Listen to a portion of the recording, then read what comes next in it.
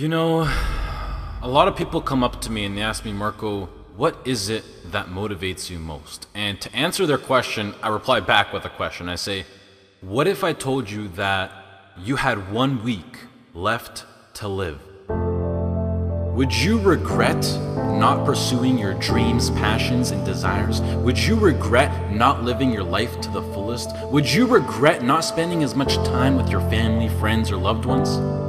You know, Steve Jobs said in a speech one time that he used to wake up every morning, look in the mirror, and ask himself questions like this. And he said that if the answer was yes for too many days in a row, then he knew that he had to change something. And that should go for all of us. If you're living a life that you would not be okay with losing because you weren't able to do things you wanted to do, then now you know that you need to change something. Life is simply too short and unpredictable to not live exactly the way that you please. It is ridiculously unpredictable. It is possible that on any given day to die at any point throughout that day without ever being able to see it coming. You know, when I was 13, I had this teacher who was an absolutely amazing person. I'd known him for several years then, and he had 2 kids, a loving wife. He was a man of God, contributed to the community. He gave us everything that he had, and he would bike to school every single day. I always remember him coming to school on his bike, and one morning on his way to school, it was early in the morning, he was crossing an intersection. A reckless driver comes out of nowhere, hits him, he dies on the spot, on the moment of impact. His death taught me so many valuable things in life, and one of them being that it went on to show that no matter how much you don't deserve to die, and no matter how good of a person you are, and no matter what your situation is, no matter anything, it goes to show that death is inevitable and random, and it will eventually consume each and every single one of us, whether it's in 50 years, in 10 years, next year, or even tomorrow. You cannot control it. The people around you cannot control it. As long as you're at the wrong place at the wrong time, your whole life could disappear in the blink of an eye, along with everything you wished you could have done. Whether you're walking down the street, whether you're stepping into the elevator, whether you're walking down the stairs, whether you're just existing. Listen, you'll see people from nowhere die of a heart attack. Gone. No family history, no symptoms, no causes, nothing. It happens, and that's the cruel life that we live in, and it's something that we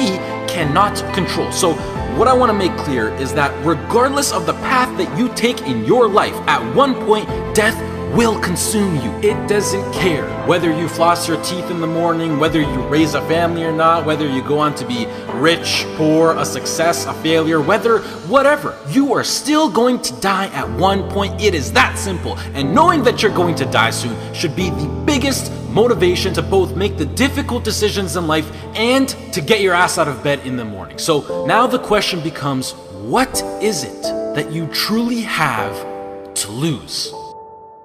If you pursue your dreams and you fail, sure, you might be a little bit more financially unstable. You might experience stress or other feelings you wish you never had to experience. But either way, even if you fail, you will end up back to where you started, which is where you are now. So what do you literally have to lose? Some of you right now, you're thinking about maybe starting a business. You have a great idea that you want to incorporate into your lifestyle. Maybe you're thinking about pursuing your dreams to the fullest. Maybe you're thinking about putting in the work to become a doctor, an engineer, a firefighter, a professional athlete. But some of you won't follow these ambitions because you're afraid. You're afraid to fail. You let the fear of failure dictate your actions, and you're afraid of what mama or papa thinks. You're afraid of what your sister, your brother thinks, or your grandpa or your grandma, or your cousins, or whoever. But what truly matters is you.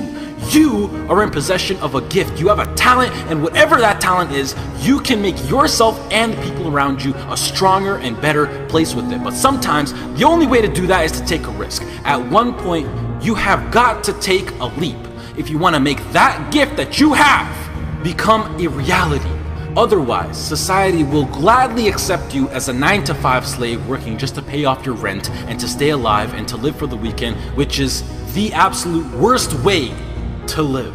If you don't jump, believe me, if you don't pursue your gift, you will live a life full of regret, and your gift, your dreams, everything that you ever had to offer to the world will die with you. From first-hand experience, I am pissed off at myself. I am pissed off and I regret so much in my life. I can't even fathom explaining it. Not about what I've done, but what I haven't done. All the opportunities that I turned down and all the chances that I never took just because I was afraid or because I was worried about what other people think. And I officially decided to sit down. I sat down for weeks. I didn't just think of what I'm saying right now. I didn't think of it overnight.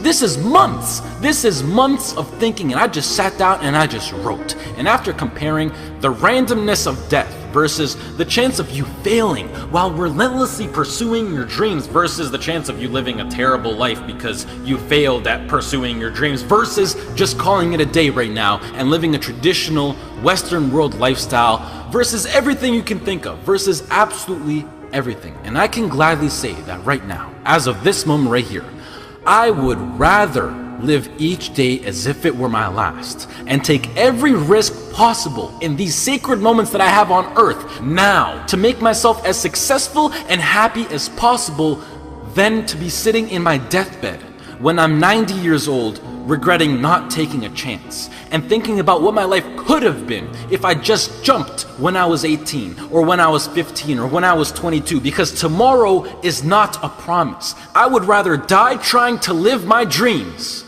than to live a longer life filled with regret. Life is too short and too unpredictable to live it. I've seen it firsthand. It is not worth it to live it safe, basic, and traditional. But do you know why most people choose to live that safe life over taking risks in their life? I mean, there's a pretty good argument not to. Why would you? Why would you take a risk that puts you through stress, puts your family through stress, makes you lose sleep, makes you lose time, makes you put in the extra work, makes you take ridiculous chances that are 1 to 1,000? You know, but before I even continue, the fact that I'm even sitting here and talking is astonishingly ridiculous on its own. The chance of you being born is 1 to 400 trillion.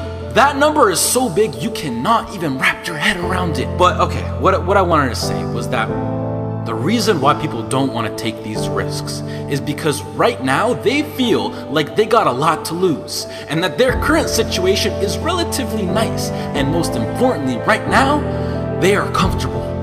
They got used to living basic within society standards, being with their friends every now and then, being well rested. They got comfortable. And when you get comfortable, you don't want to move. And that comfort zone, I like to call it the danger zone, because this comfort zone will persuade you to stay in there for as long as possible. And it is, I know how it is. I know the comfort zone. It is so convincing. It is so hard to escape comfort. I know. And as it persuades you to stay in there, you will literally, unconsciously, see, I'm so serious when I say this, you will literally see your whole life go right by you.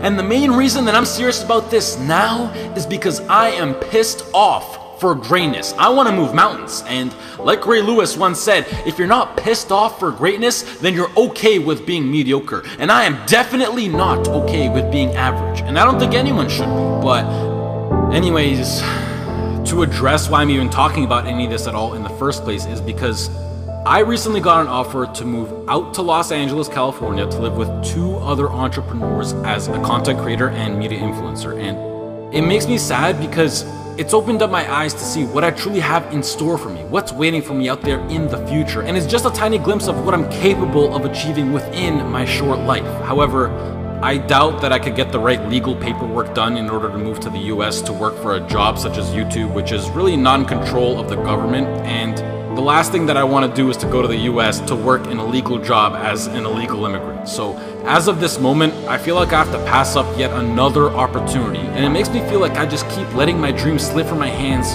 once more. And now that I've seen the reality of what is possible, this house in LA next to the beach on California with a huge city, great weather, and working a job that I would absolutely love and live for with people who share the exact same dream and vision, it has me thinking like, hell yeah, I would gladly die chasing this dream relentlessly than never chase it at all and play it safe and being trapped within my own mind of thinking about what my life could have been. I hope to do more videos like this where I speak because they're really like a therapy for me, and it helps me get my mind off things, and hopefully some people can be influenced by what I'm actually saying. I would also like to say that I think education is extremely important and plays a crucial role into bringing success into your life, and that knowledge is power. The best thing in life is to always have a backup plan and take into consideration what if something goes wrong. And it's something that every role model that I look up to tries to enforce, but I feel like education will always be here for me to come back to, whether I'm 20, 25, 40, or whatever. And I think that I have an amazing idea, vision,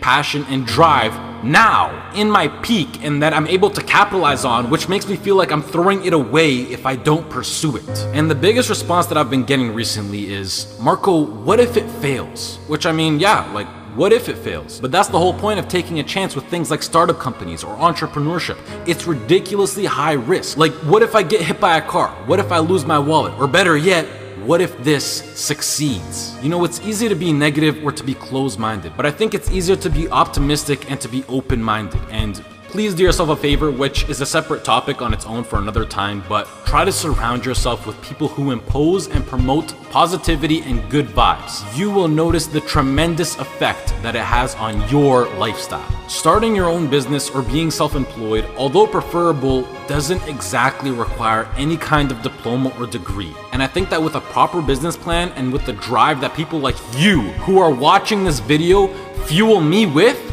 I feel like I can accomplish anything. If you're still listening, I love you, mad respect. That's true loyalty right there. If you're less, this has been Marco. I hope you all have a great rest of the day, and goodbye.